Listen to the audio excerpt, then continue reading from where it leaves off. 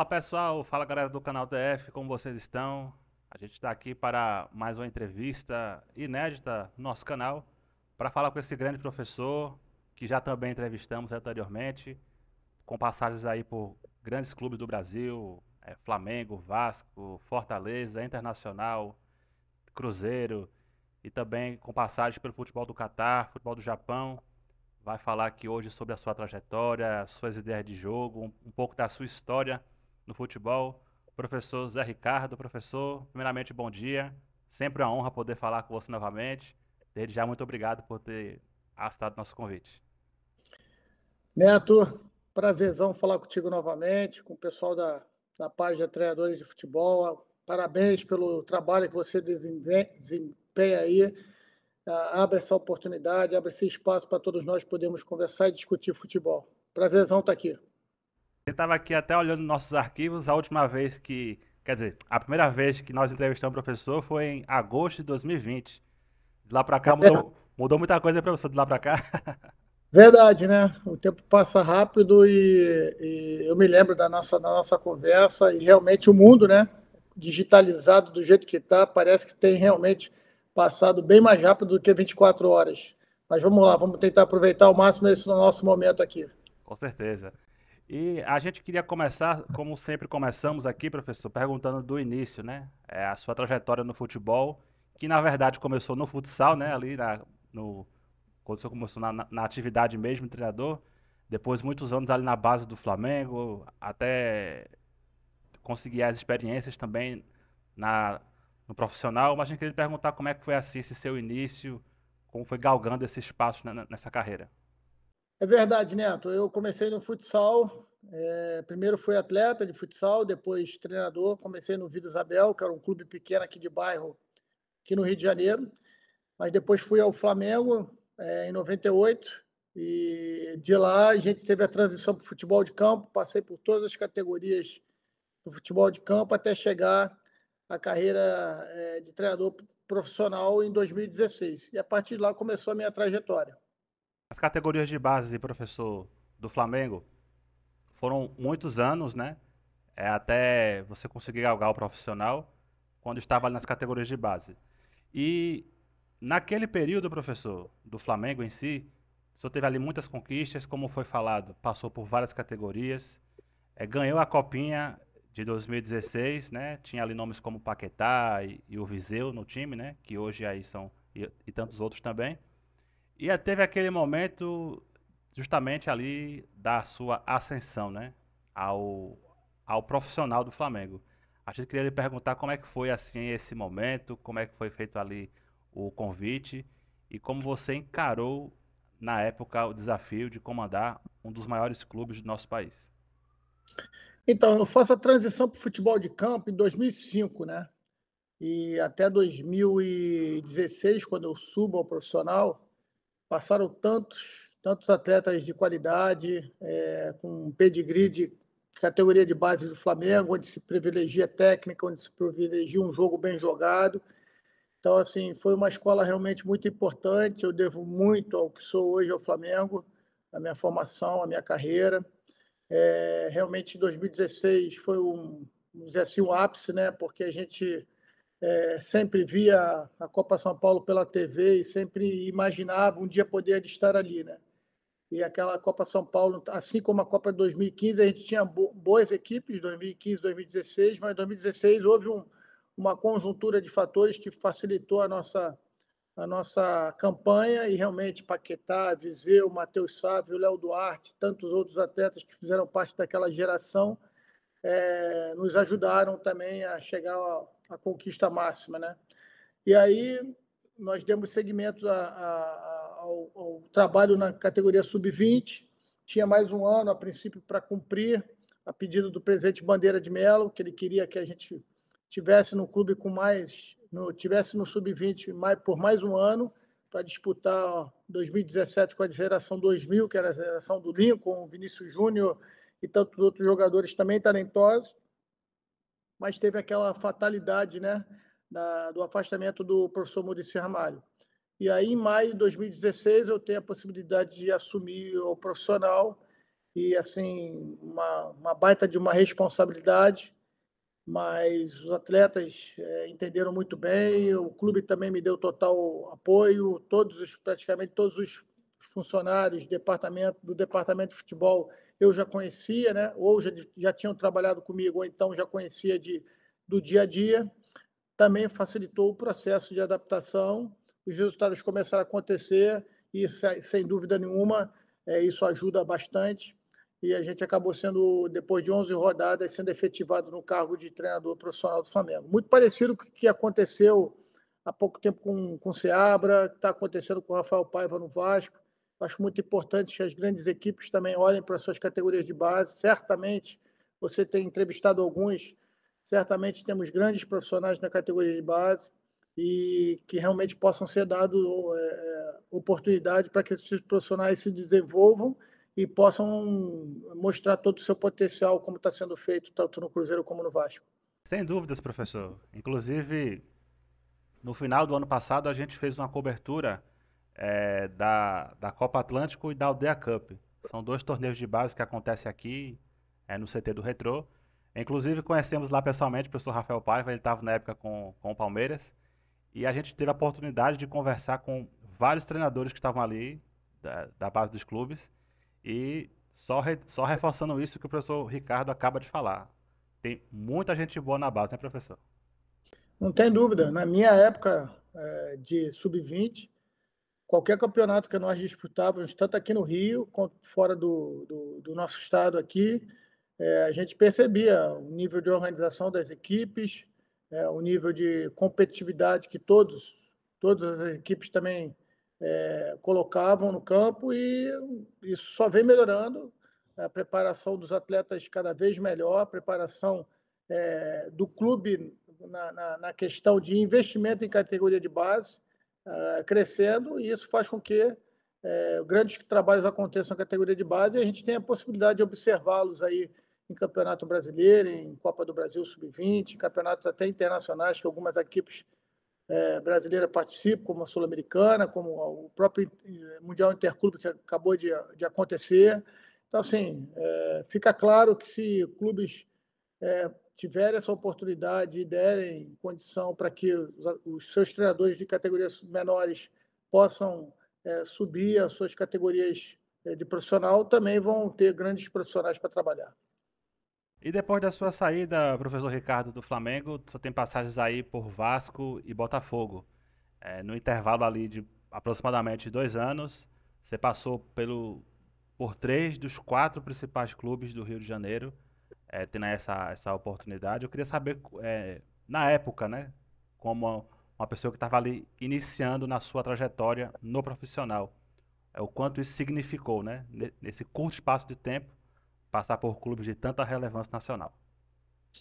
Na verdade, foram 4 anos, né? 2016 e 17, 18 e 19. Então, Isso, foram isso. 4 anos aí que a gente teve a oportunidade de passar nesses três grandes clubes, cada um com a sua cultura, com a sua peculiaridade, mas assim, para mim, um carioca, né, nascido e criado aqui no Rio de Janeiro, é, ter ter essa oportunidade, nossa, realmente me sinto orgulhoso. Depois retornei ao Vasco em 2022 e, graças a Deus, pelos números, a gente entende que foram bons trabalhos realizados nesses três grandes clubes do Rio, né?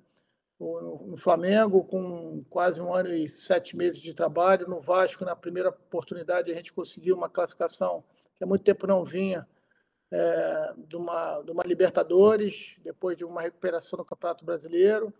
No Botafogo, a gente também fez uma recuperação boa no Brasileiro de 2018. Chegamos até com chance na última rodada de pegar uma pré-Libertadores, ficamos com a Sul-Americana. E nesse retorno do Vasco agora, a gente conseguiu montar uma base do clube com uma condição muito difícil, que passava o clube naquele momento, mais uma situação difícil financeira, e montar a base da equipe que subiu, retornou para a elite do futebol brasileiro. Então, um orgulho, uma satisfação de poder escrever meu nome ali para mim, na minha história, né? Sem dúvida, professor, né? Cada clube aí com a sua importância, sua passagem certamente marcando. E no ano de 2019, além do Botafogo, você também passa por Fortaleza e depois Internacional, né? Foi um ano aí bastante movimentado, vamos dizer assim, na sua trajetória, mas tendo também a oportunidade de comandar um grande clube no Nordeste e um grande clube na região Sul. Queria perguntar como é que foram também essas experiências suas, é, ali um pouco fora do Rio de Janeiro, quanto isso contribuiu na sua trajetória. Não tem a menor dúvida. Depois de trabalhar aqui no Rio, né, eu tinha na minha cabeça que a gente precisava trabalhar fora também para a gente poder mudar a maneira de repente, de enxergar que a gente poderia trabalhar em outro estado também, né? Então, a Fortaleza foi uma oportunidade muito importante na minha carreira, né? Acredito que a pressão, depois dos primeiros jogos, né? E o trabalho que foi feito antes pelo professor Rogério Ceni, né? Seria difícil para qualquer treinador fazer aquele pós-momento Rogério Ceni, né? Para mim não foi diferente. Infelizmente a gente não conseguiu, apesar de bons rendimentos, bons números no campo em si, a gente não conseguiu transformar isso em resultados mais expressivos, né? E o Fortaleza naquela ocasião também estava na parte baixa da tabela ali. A gente não conseguiu fazer muitas evoluções a nível de resultado, mas o trabalho estava sendo muito bem feito, eu tenho certeza disso, né? E depois o que o Rogério Ceni sai do Cruzeiro, fica uma pressão muito grande, não só da torcida, como da imprensa também local, para que o Rogério retornasse ao clube, né? E certamente isso, aliado aos resultados que não vieram, fizeram com que o Fortaleza tomasse a decisão de interromper o trabalho. Mas uma oportunidade muito bacana de conhecer tudo aquilo que vinha sendo feito pela gestão Marcelo Paes, a quem aqui deixo o meu abraço também e parabenizo por tudo que tem conquistado, mostrando que o trabalho de continuidade realmente é aquele trabalho que dá o resultado a médio e longo prazo, mas certamente pode demorar um pouco a acontecer, mas quando ele acontece, ele vem de forma muito sustentável. Então, deixei amigos e espero um dia poder estar de volta ao futebol nordestino e poder encontrar essas pessoas que fizeram parte da minha trajetória. Depois, no final do ano, quando eu pensava em nem mais trabalhar naquele final de 2019, houve um convite, né, uma ligação do Rodrigo Caetano, que no momento estava no Internacional, e ele me propôs um contrato mais curto, mas que ele queria que a gente tentasse levasse o Internacional a mais uma classificação de Libertadores, pois o Inter tinha acabado de ser derrotado pelo Atlético Paranaense na Copa do Brasil, na final da Copa do Brasil. Houve a troca de treinador e ele fez um convite para que a gente pudesse fazer aquele reta final. E certamente foi uma das decisões mais acertadas minhas, porque trabalhei num clube sensacional, numa torcida apaixonada, mais uma torcida apaixonada, assim como foram dos outros 4 clubes que eu trabalhei. Conseguimos entregar o objetivo para o Internacional, mas que na mudança de ano eles tinham outros planos, cada um seguiu o seu caminho, foi cumprido o contrato, foi entregue o objetivo. Basicamente ali um ano depois, você tem a sua experiência fora do Brasil, quando foi comandar o Qatar, né? Qatar Sports Clube. E naquela época, professor, estava ali um período um pouquinho antes da Copa do Mundo, né? Quando você assume, que é uma equipe tradicional da Liga Qatari. E eu queria lhe perguntar como é que foi assim a chegada no país, como é que estavam ali aquele clima antes da Copa do Mundo, tinha aquela questão da preparação, da construção dos estádios, tudo ali para receber as seleções de uma grande Copa do Mundo que foi, né, em 22. Mas eu queria perguntar como é que foi esse seu período lá no Catar. Foi um período muito rico, né, de crescimento profissional e também cultural. Consegui levar minha família depois de 3 meses, né? Total, nós ficamos quase 8 meses no país e a gente conseguiu, assim, evoluir. Eu tenho certeza que fez muito bem profissionalmente, trabalhar fora do país.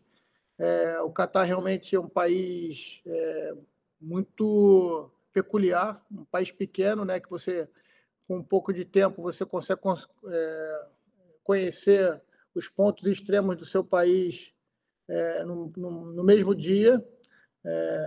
Isso eu acho que tenho absoluta certeza que fez com que a logística da Copa do Mundo tenha sido uma das melhores, sem dúvida alguma.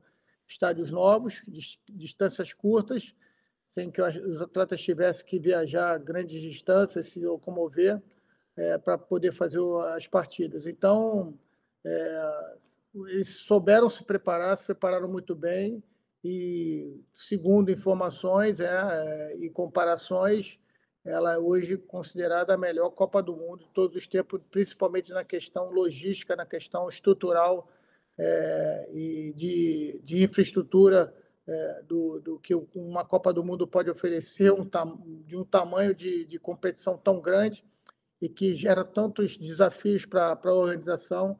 Certamente o Catar foi muito positivo nesse sentido aí.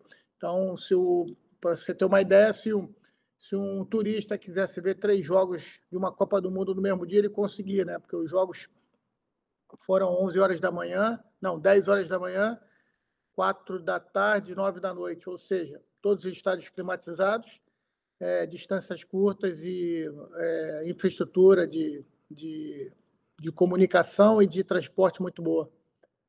Inclusive, muitos falam que foi também a melhor final das Copas do Mundo, né? Tivemos algumas finais que foram marcantes, assim, mas no quesito nível de jogo, no quesito, acho que até da imprevisibilidade, foi uma das melhores que nós tivemos, né, pessoal? Um 3-3 ali no tempo normal e mais prorrogação, e depois na disputa de pênaltis, foi uma final que não deu não deu pra desgrudar da televisão na época, né? Não, sem dúvida. Então, o que eu te falo, na questão estrutural e logística, é o que todos falam, né? E aí a questão técnica fica muito a critério do freguês, né? Mas eu também achei aquela Copa do Mundo muito boa, com muitas equipes fortes, muitas seleções competitivas. Realmente, a Argentina e França fizeram uma grande final e poderia ter dado qualquer resultado lá, mas a Argentina foi merecidamente campeã. O retorno, professor, do Catar para o Brasil, como você falou lá no começo da entrevista, você tem ali a volta para o Vasco para a temporada 2022. Sem dúvida, era uma temporada desafiadora, porque o Vasco na época estava na Série B, e muitos apontam que ali foi uma das Série Bs mais difíceis de todos os tempos, porque tinha, salvo engano, 6 ou 7 times que já tinham sido Campeões brasileiros. campeões brasileiros, né? Foi aquela Série B que tava Vasco, que tava Grêmio, que tava o Cruzeiro, Bahia, Bahia, Sport, Sport e Guarani. Guarani. Isso. Isso. Esses eram os campeões brasileiros que estavam. Assim, desafiador, uma Série B com nível de Série A, né? A gente pode falar isso tranquilamente. E ali o professor volta do Catar para fazer ali aquele processo, né, de reconstrução do Vasco, de tentar voltar, trazer a equipe de volta para a Série A. E eu queria perguntar, professor, como é que foi assim esse retorno e como você enxergou na época esse grande desafio na sua trajetória? Bom, Neto, acho que você falou tudo aí. Eu acho que foi um grande desafio, mas certamente que a gente entende que trabalhar num clube como o Vasco é sempre muito desafiador, mas muito gratificante também. Eu me lembro quando o presidente Salgado entrou em contato comigo, pedindo, fazendo um convite, né, para que a gente voltasse. E nas primeiras conversas a gente já percebeu que seria um grande desafio, porque em 2021, ou no ano anterior, o Vasco, infelizmente, das 38 rodadas da Série B, não figurou no G4 em nenhuma delas, né? E estava um clima muito difícil de transição, muita cobrança da imprensa e principalmente da torcida. Logicamente que a torcida do Vasco, gigante como fez uma pressão muito grande para que o clube tivesse mudanças, né? E fiquei muito honrado com o convite por estar aí capitaneando esse desafio, né? Só que quando a gente chega aqui em dezembro de 2021, a gente já se depara com uma situação muito difícil na questão financeira, contratual de vários atletas. além de muitos outros atletas não querendo continuar, mesmo aqueles que estavam com contrato, em virtude das pressões que sofreram no final do ano de 21, e o clima realmente era muito complicado. Mas o presidente deu carta branca para que a gente, junto com a direção do clube de futebol, pudesse montar não só a nossa comissão técnica, mas que escolher aqueles atletas que a gente achasse que poderiam fazer com que o Vasco retornasse. Realmente foi uma Série B muito difícil, e eu acho que essa é a característica das próximas competições. A gente está vendo aí, ano passado, a gente teve oito clubes brigando até a última rodada. Esse ano está se caminhando para isso também. Então, cada ano que passa, a Série B está ficando mais competitiva, até pelo nível de trabalho que estão sendo desenvolvidos em todos os clubes, e isso vai fazendo com que todas as séries ganhem competitividade, mas naquela ocasião, realmente, com essa quantidade de clubes grandes, já campeões brasileiros ali, colocava para a gente uma grande ideia que a gente tinha que fazer um grande trabalho. Então, acho que a principal dificuldade foi na montagem do elenco, né? Porque financeiramente o clube estava naquele momento super instável, e isso fazia com que os atletas que nós convidássemos, principalmente até porque foi em dezembro, a gente teve tempo de correr atrás de vários atletas, nós tivéssemos muitas negativas desses atletas até a gente conseguir montar o nosso elenco, que certamente era um elenco muito competitivo. Acho que essa foi a grande marca, e a torcida vascaína entendeu.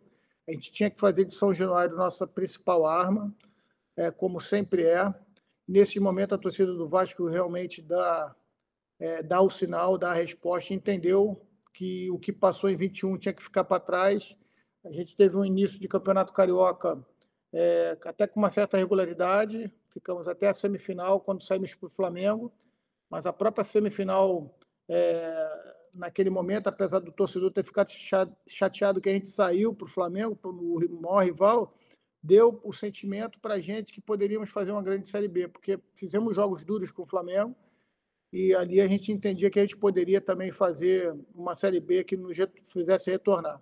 E depois que chegamos no G4, na quinta, sexta rodada, a gente não saiu mais, e o Vasco foi até o final do ano, brigando para subir e confirmando o acesso já no final do ano, já com o treinador, com o Jorginho, né? E apesar do professor Ricardo não estar presente no momento do acesso, certamente teve aí a sua grande contribuição, né, professor? Porque foi ali um processo construído Sem dúvida. desde o começo do ano que culminou no acesso. Sem dúvida, não só essa questão, o Jorginho é um cara, pô, super bacana, e eu acho que ele mereceu, fez um trabalho muito legal também naquele final de ano. Alguns dos atletas me ligaram lá de Itu, fizeram uma chamada ao vivo, agradecendo parte da direção, o presidente, porque entendia que realmente aquela primeira parte ali tenha sido a mais difícil. Depois, no meio do ano, com a chegada da SAF, houve uma injeção financeira, mas na montagem do elenco em dezembro e janeiro de 2020, dezembro de 21, janeiro de 22, a gente não tinha a SAF ainda, e realmente os desafios foram se tornando cada vez maiores naquela montagem daquele elenco, mas eu tenho esse grupo que o Vasco montou em 22 como um dos grupos mais legais de lembrar do dia a dia, porque era realmente uma mescla de jogadores experientes, né? O Nenê, o Thiago Goleiro, o Anderson Conceição, o Edmar, jogadores experientes, com muita bagagem, e com aquela questão de entender como é que é jogar uma Série B, com muitos meninos que subiam da base, né? Andrei, o Figueiredo, o Peck, o Miranda, zagueiro que começou o ano, e tantos outros, Riquelme, lateral esquerdo, também começou o ano. Então, esses meninos não tinham noção do que era disputar uma Série B com aquela pressão, né? Então, você imagina que houve uma mescla muito gostosa, porque isso foi se criando no dia a dia, e realmente quando a gente saía na frente do placar, principalmente, era muito difícil da gente ser batido. Grande trajetória sua, né, lá no Vasco. Certamente muitos torcedores lembram desse período e o professor um dia, quem sabe, também volta, né? Porque grandes trabalhos realizados no futebol, no Senado Nacional.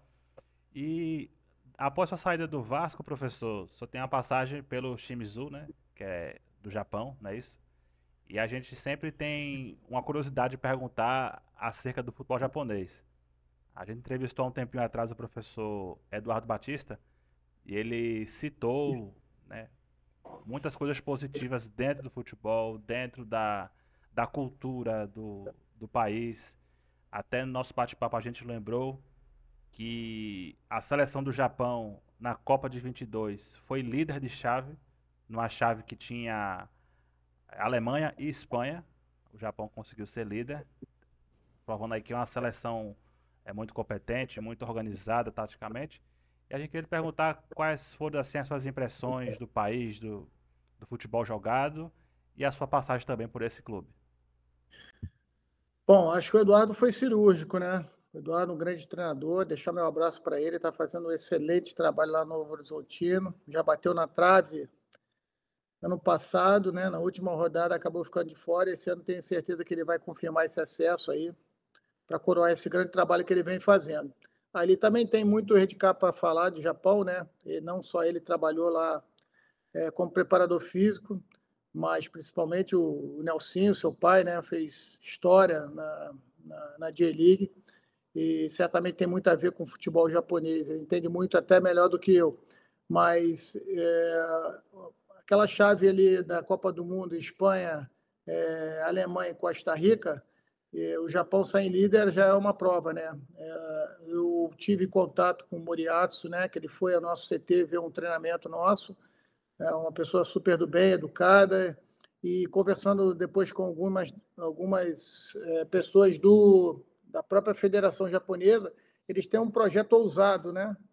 De até 2050 serem campeões mundiais masculinos, né? Eles foram campeões mundiais em 2011, se eu não me engano, com as meninas, né? Tem uma seleção também bastante competitiva, um trabalho bem estabilizado, né? Muitas meninas praticam futebol no Japão e eles têm esse projeto e eles têm meios, né, caminhos para fazer isso. E um dos caminhos eles estão conseguindo fazer com que os principais atletas, aqueles que se destacam, joguem em grandes ligas mais fortes, para retornarem com mais experiência para o futebol japonês. A gente vê aí grandes equipes no mundo todo, a boa parte delas tem jogadores japoneses, né? Que é um jogador extremamente dedicado, taticamente muito disciplinado, e o futebol japonês, o que eu pude perceber, é uma marca muito grande na questão dos fundamentos. Eles têm fundamentos muito bem trabalhados, é muito difícil você ver um jogador que apenas utilize uma das pernas. Lógico, todos nós somos dominantes em um lado, mas eles utilizam muito bem a ambidestreza. O meu próprio lateral esquerdo lá era um destro, mas talvez um dos principais jogadores que eu tinha, e dão muita força, né, ao futebol universitário também, onde eles captam muitos jogadores no futebol universitário, ou seja, é uma competição muito forte, que inclusive participa de uma Copa onde todas as equipes de empresas, de universidades e as equipes profissionais jogam. Logicamente que eles entram em etapas anteriores para depois se juntarem, mas é a oportunidade de visualizar novos talentos, e eu tenho certeza que é uma liga interessante de se acompanhar, né? O Shimizu Pulse é uma equipe uma cidade chamada Shizuoka, né? Uma cidade relativamente pequena do Japão, mas que também tem muita tradição, principalmente na questão de revelar jogadores, né? Fundadora da liga, ou seja, mais de 30 anos de existência, ainda não conseguiu nenhum título de grande expressão, mas tem essa principal tradição que é revelar jogadores de muita qualidade que posteriormente servem à sua seleção. Aí um país maravilhoso, para aquelas pessoas que puderem ter a oportunidade de conhecer o Japão, ou a lazer ou a trabalho, vale a pena, porque na questão da disciplina eles são imbatíveis, trazem isso para dentro do jogo. O fair play, ele é realmente não só um título, ele é utilizado realmente aqui por muitas vezes. O fair play fica um pouco esquecido na questão, principalmente da cera, principalmente do respeito ao público. Você não vê lá nenhum tipo de queima de tempo à toa, porque eles entendem que o futebol é um espetáculo, é feito para o público aplaudir, enfim, é feito para o público. Então, eles têm um respeito muito grande ao torcedor, e isso faz com que o esporte lá seja, apesar de não ser o principal esporte, mas seja muito bem visto, muito bem aplaudido por todos, e eles trazem isso como o principal legado aí para os outros povos. Professor Ricardo, quando você diz que o futebol japonês ele pratica bem a questão dos fundamentos, são ali muito certos ali nesse ponto, como isso, por exemplo, poderia se traduzir dentro de campo? Você vê um jogo da Liga Japonesa, são jogos que tem mais troca de passes, mais triangulações, como é que você treinar bem os fundamentos se traduz ali quando você vai acompanhar a partida na sua visão? Perfeito, Neto. Eu acho que isso aí faz com que o futebol japonês seja competitivo e façam grandes jogos e consigam vencer a Alemanha e Espanha, por exemplo, como a gente citou atrás. Eles conseguem dar o ritmo de jogo maior, naturalmente. O jogador asiático, e principalmente o japonês, né? Ele é um jogador veloz, tem velocidade, então eles conseguem aplicar essa velocidade e dar ritmo ao jogo, exatamente porque eles erram muito pouco o domínio, erram muito pouco o passe. Então, o jogo, a princípio, se você olhar um jogo da Liga Japonesa, da J1 ou da J2, a princípio, você pode entender que o jogo está um pouco espaçado, mas não, eles conseguem fazer o jogo de tal forma, em qualidade, que os movimentos são muito coordenados e ataque e defesa muitas vezes, né? E eu acho que isso dá o ritmo ao jogo japonês. Eu acompanhei agora a seleção nessa última data FIFA, vi o jogo deles contra a China, que é um dos principais rivais locais lá, e eles aplicaram uma goleada, se eu não me engano, de 6-0, de forma assim, muito natural. Os gols iam saindo, a China tentando fazer em bloco baixo, se defender. O jogo foi em Saitama, berço do futebol também lá, terra do Urawa Reds. E impressionante, eles conseguem fazer um jogo de um ritmo onde eles triangulações, infiltrações, muitas jogadas de aproximação faz com que o jogo tenha fluidez. Então, eu acho que eles conseguem o desequilíbrio tático através da sua técnica refinada. E já que a gente está conversando sobre questões táticas, né, a gente queria perguntar também um pouco da sua visão. Até algumas vezes em off, né, professor, a gente chegou a conversar sobre os esquemas. Você falou uma vez sobre o esquema que você queria implantar com 3 zagueiros, depois ali no Vasco, muitas vezes no 4-3-2-1, com as variações. Queria perguntar na visão do professor Zé Ricardo, né? Como seria assim a sua equipe ideal na questão do seu esquema tático e, por exemplo, o seu padrão defensivo, a sua linha defensiva, até mesmo para enfrentar uma equipe feito as japonesas, né? Que tinha muito toque de bola, muita triangulação, como o professor citou agora há pouco. Como é que o professor imaginaria, por exemplo, a questão defensiva? Bom, Neto, isso é uma questão muito particular, né? Mas o que eu vejo, o futebol, por muitas vezes eu comentando com a minha comissão técnica, que a gente tem que se moldar, né? Por muitas das vezes aqui no Brasil a gente começar um trabalho já com o campeonato em andamento, você tem que se moldar o seu grupo. O ideal é realmente que isso aconteça, entender a cultura da equipe, entender a cultura do grupo e ver com as peças disponíveis aquilo que você tem melhor capacidade de fazer aquela equipe render. Por ideal, pela essência do futebol brasileiro,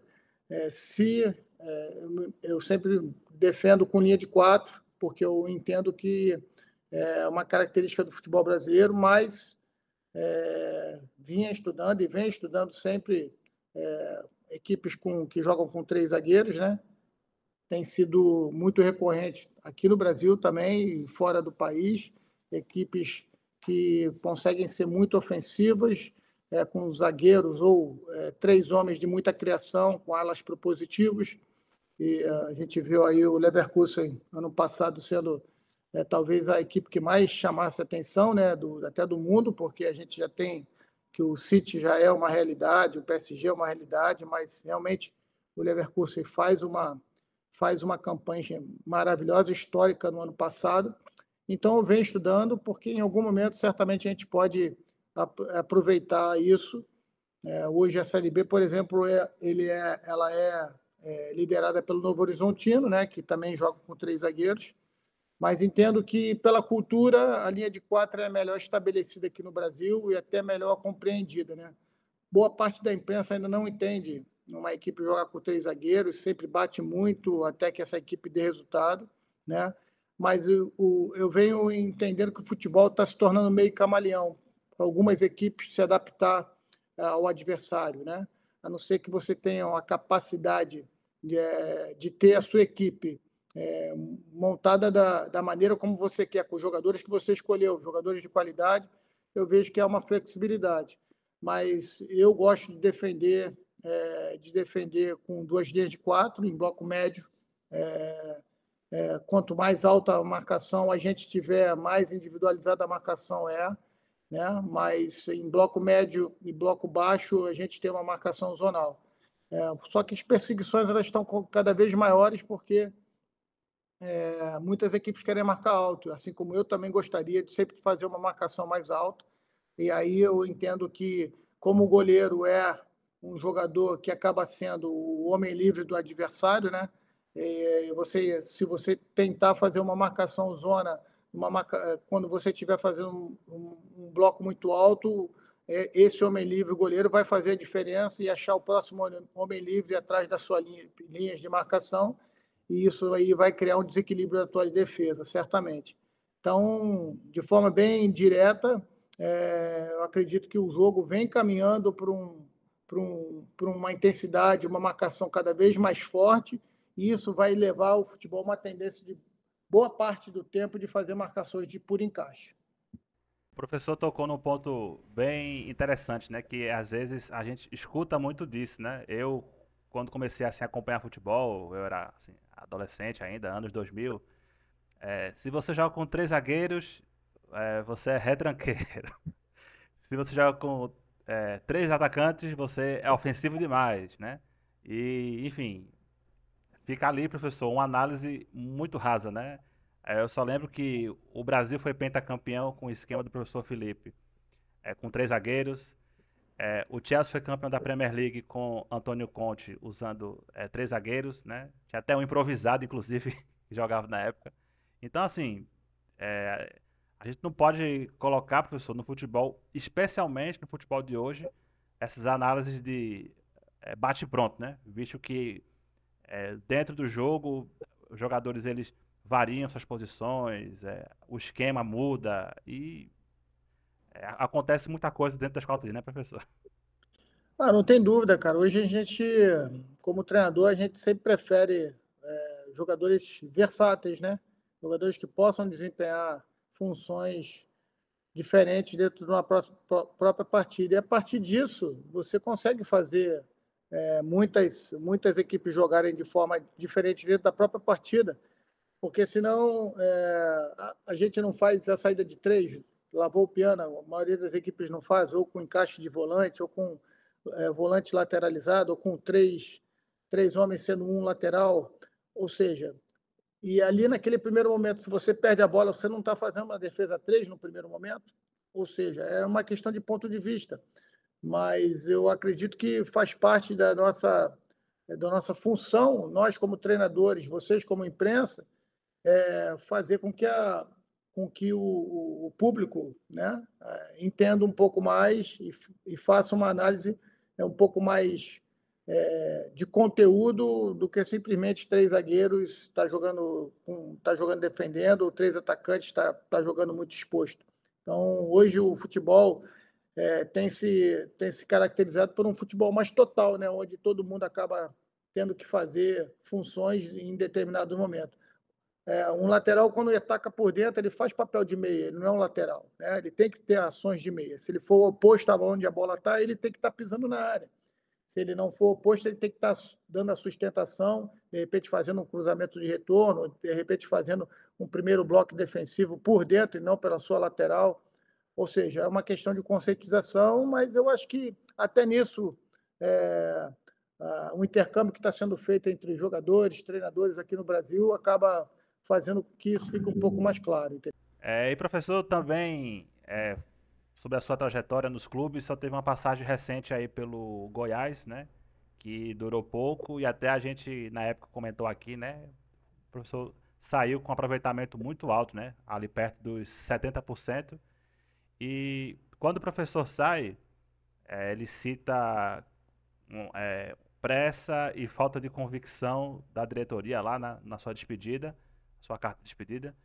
E eu queria lhe perguntar, professor, não especificamente sobre o seu trabalho no Goiás, mas sobre esse termo que o senhor usa na carta, né? Pressa e falta de convicção. Você enxerga que é um dos grandes problemas que existem hoje no nosso futebol, nos clubes em geral?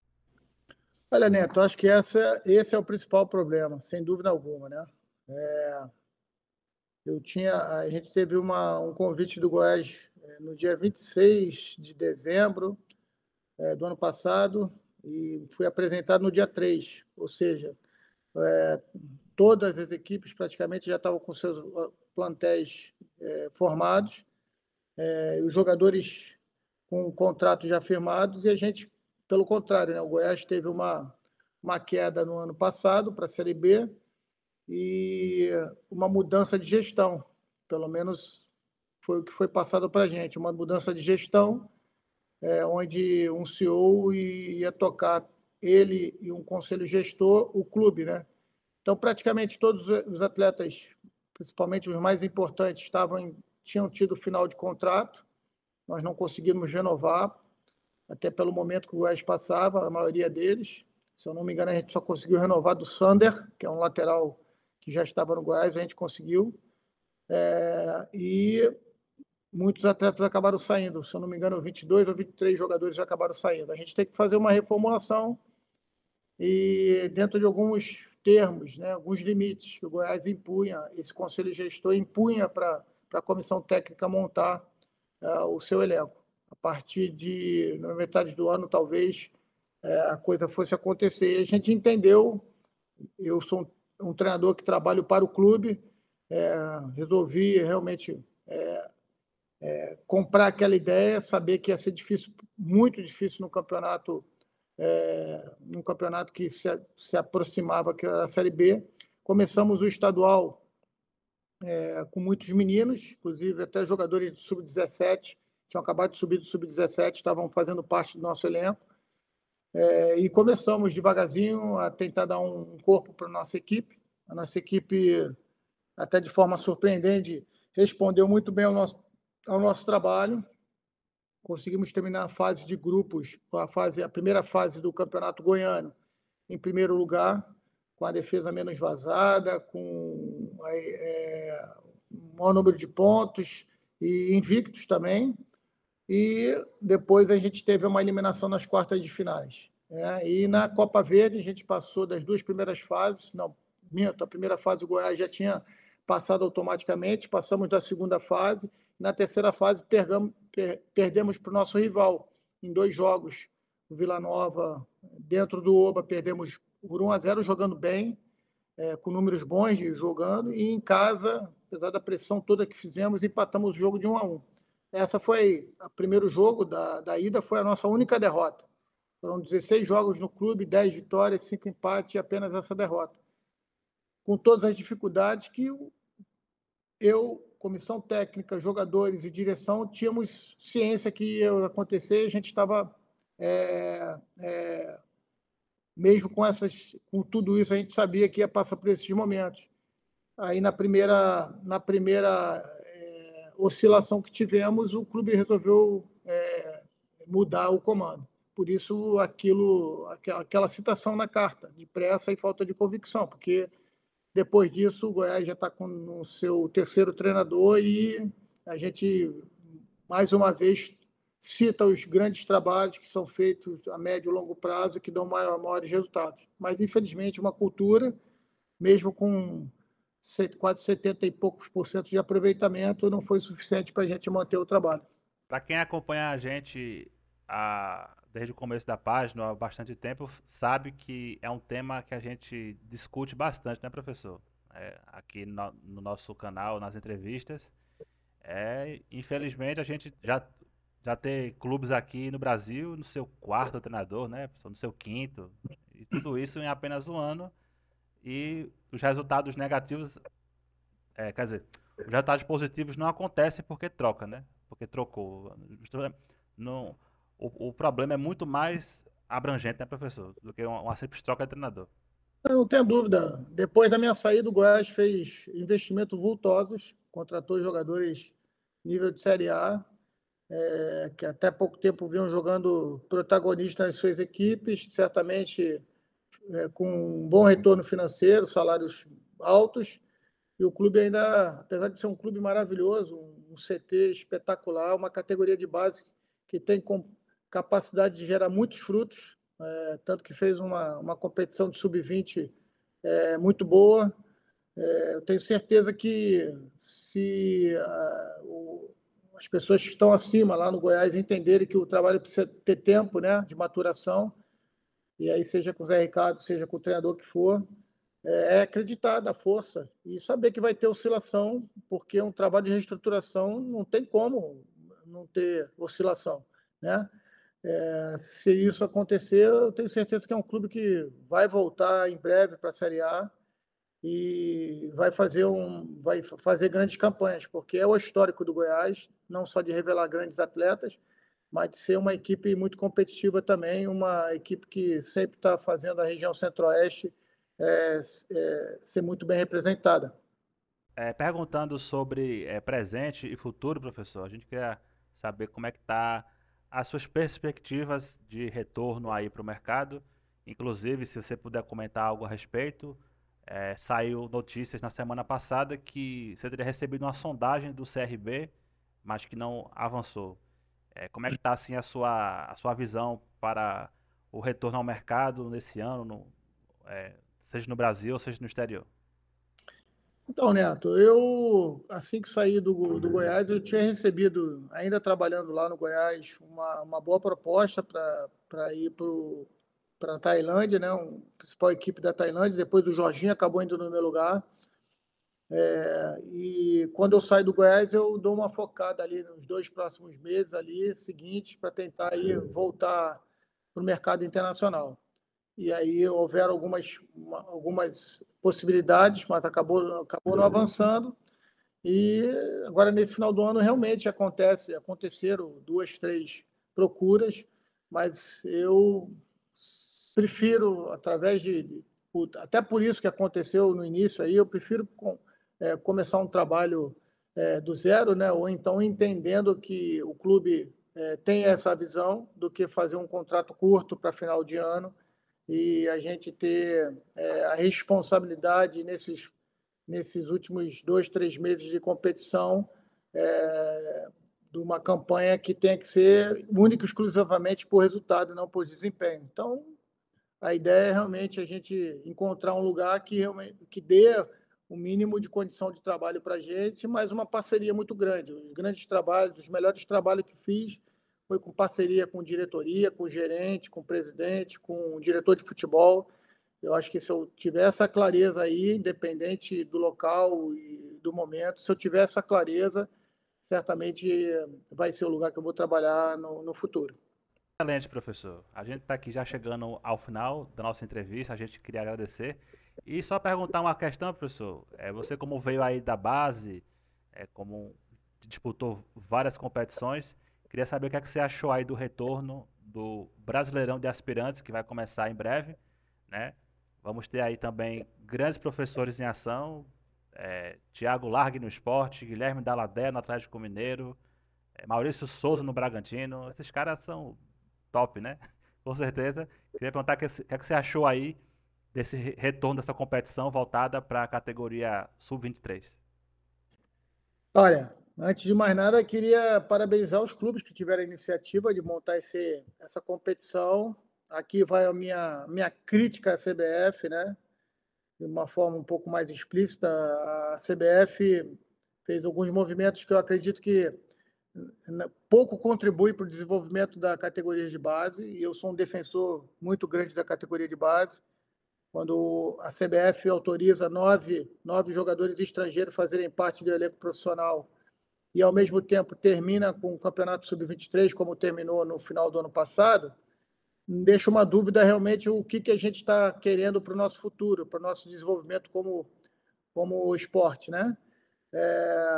Então, soube do movimento que os clubes tiveram para realizar essa competição, e então já parabenizo esses clubes, porque entendo que essa competição vai ser fundamental para que a gente não perca atletas de forma precoce para o mercado externo, e também não perca os atletas para a própria desistência de jogar futebol, né?